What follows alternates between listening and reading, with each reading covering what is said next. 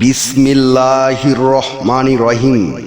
বিশ্ব আধ্যাত্মিক জ্ঞান সঞ্চার দরবার শরীফের প্রতিষ্ঠাতা আমার মুর্শিদ কেবলা গাউসুল আজম শামীম আলী চিশতির দরবার হইতে আমি শাহ আলম সকল শ্রেণীর ভাই বোনদেরকে জানাই আন্তরিক শুভেচ্ছা ও অভিনন্দন। আমার মুর্শিদ কেবলা গাউসুল আজম শামীম আলী চিশতির দরবার হইতে আবারও কিছু আলোচনা নিয়ে আপনাদের সামনে হাজির হইলাম।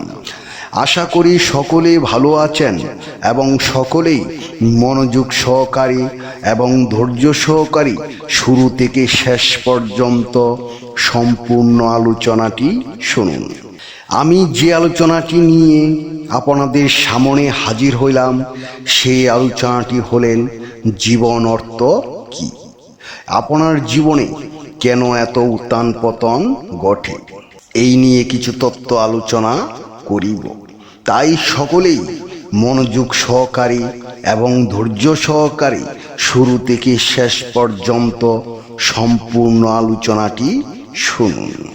শুরুতেই বিশ্বের সকল স্তরে লোকদের উদ্দেশ্য করে বলছি, আমার লক্ষ্য আমার মুর্শিদ কেবলা গাউসুল আজম শামীম আলী চিশতির লেখা গ্রন্থের বিষয়বস্তু আপনাদের সামনে উপস্থাপনা করা, যাতে আপনারা সকলেই হাকিকত জানতে পারেন, বুঝতে পারেন এবং হাকিকতের জ্ঞান নিতে পারেন। আমি যে আলোচনাটি নিয়ে আপনাদের সামনে হাজির হইলাম এই আলোচনাটি আপনাদের জন্য অনেক গুরুত্বপূর্ণ। এই আলোচনার মাধ্যমে আপনারা সকলেই জানতে পারবেন জীবনের অর্থ কি, কেন জীবনে কাঙ্ক্ষিত অনাকাঙ্ক্ষিত অনেক ঘটনা ঘটে। তাই সকলেই মনোযোগ সহকারী এবং ধৈর্য সহকারী শুরু থেকে শেষ পর্যন্ত সম্পূর্ণ আলোচনাটি শুনুন। জীবন হলো একটি জটিল অঙ্কের নাম, যার যোগফল কখনো মিলবে কখনো মিলবে না, তবুও জীবন চলবে। আমাদের সকলেরই জীবন চালাতে হবে। জীবন সবসময় একই সরল রেখায় চলবে না, জীবনে উত্থান পতন আসবে। জীবনের কোন মোড়ে কি আছে আমরা কেহ তা জানি না। আমাদের সামনে কি হবে, কি ঘটবে, ভালো না মন্দ তাও জানি না। জীবনে সবসময় সোজা পথ আসবে না, কাঙ্ক্ষিত অনাকাঙ্ক্ষিত ঘটনাও ঘটবে। আবার কখনো একদম স্থির হয়ে যাবে, যেন সব থেমে গিয়ে নির্বাক হয়ে গেছে। তখন মানুষ ভাবে এই বুঝি সব শেষ, কিন্তু না, শেষ না। জীবন তখনই শেষ হয় যখন নিঃশ্বাসটা বের হয়ে যায়। নিঃশ্বাস থাকা অবস্থায় জীবন তার নিজস্ব নিয়মে এগিয়ে চলে।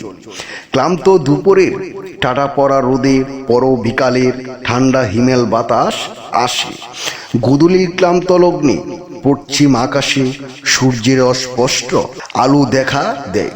দিনের পর রাত আসছে, আবার ভোরের পূর্ব আকাশে সূর্যের কিরণ দেখা দেয়। আধার শেষ, আলো আছে। আমাদের জীবন ও ঠিক তেমন। কষ্টের পর সুখ আসে, ধৈর্যের পর সফলতা আসে। সফলতার আগ পর্যন্ত অপেক্ষা করতে হয়।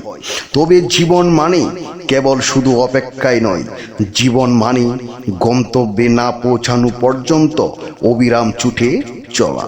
জীবন মানে চলতে থাকা স্রোতের অনুকূল প্রতিকূলে। জীবন মানে মহাযুদ্ধ, আর যে মাঝ পথে এসে থেমে যায় সে আসলেও হেরে যায়। কিন্তু আমাদের হেরে যাওয়া চলবে না, আমাদের সকলের সামনের দিকে আগাতে হবে। তাই হে বিশ্ববাসী, আমি শাহ আলম সকলের উদ্দেশ্য করে বলছি, আমরা কেউ জানি না কেন আমাদের জীবনে কাঙ্ক্ষিত অনাকাঙ্ক্ষিত এত ঘটনা ঘটে।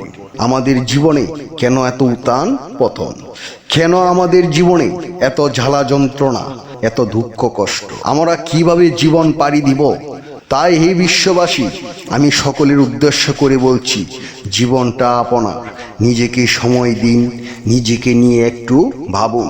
আপনি কোথায় থেকে এসেছেন, কোথায় যাবেন, কি করবেন, কি করতে হবে, কি নিয়ে এসেছেন এবং কি নিয়ে যাবেন, এই সত্য জানতে হলে, এই সত্য বুঝতে হলে আপনাদের কার কাছে যেতে হবে, কোথায় গেলে এই সত্য জানতে পারবেন, এই সত্য বুঝতে পারবেন। তাই আমি সকলের উদ্দেশ্য করে বলছি, আমাদের অবশ্যই সকলের একজন কামেল মুর্শিদের কাছে যাইতে হবে এবং বায়াত গ্রহণ করতে হবে। উনি একমাত্র আমাদের পথ প্রদর্শক, উনি আমাদের দিক নির্দেশনা দিবেন আমরা কিভাবে জীবন পরিচালনা করব, কিভাবে এই ইহকাল পাড়ি দিব এবং পরকালেও পাড়ি দিব। উনি আমাদেরকে বলে দিবেন আমরা কিভাবে সামনের দিকে আগাবো, সামনে কি আমাদের বিপদ হবে কি বিপদ হবে না, ভালো হবে কি খারাপ হবে, একমাত্র আমাদের এই কামেল মুর্শিদি সেই রাস্তা বলে দিতে পারবেন। আমি যে আলোচনাটি আপনাদের সামনে করেছি, এই আলোচনাটি আপনাদের কাছে কতটুকু ভালো লেগেছে, যদি ভালো লেগে থাকে তাহলে আমাদের এই চ্যানেলটি সাবস্ক্রাইব করে দিবেন, সামনে ভালো ভালো আলোচনাগুলো পেয়ে যাবেন। এবং আপনারা সামনে কী ধরনের আলোচনা চান আমাদেরকে কমেন্টে জানাবেন, আমরা চেষ্টা করিব আপনাদের পছন্দ মতো আলোচনা নিয়ে আসতে।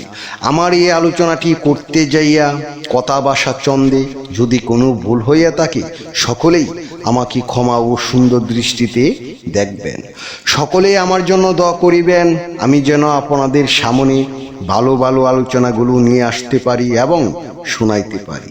সর্বশেষে সকলের চরণে হাত রেখে একটি কথা বলতে চাই, আল্লাহ গোপনেরও গোপন, সেই গোপনকে পাইতে হলে একজন কামেল মুর্শিদের কাছে যাইয়া বায়াত গ্রহণ করে সেই গোপন ইবাদত ও গোপন সাধনার মাধ্যমে আল্লাহকে লাভ করিতে হইবে।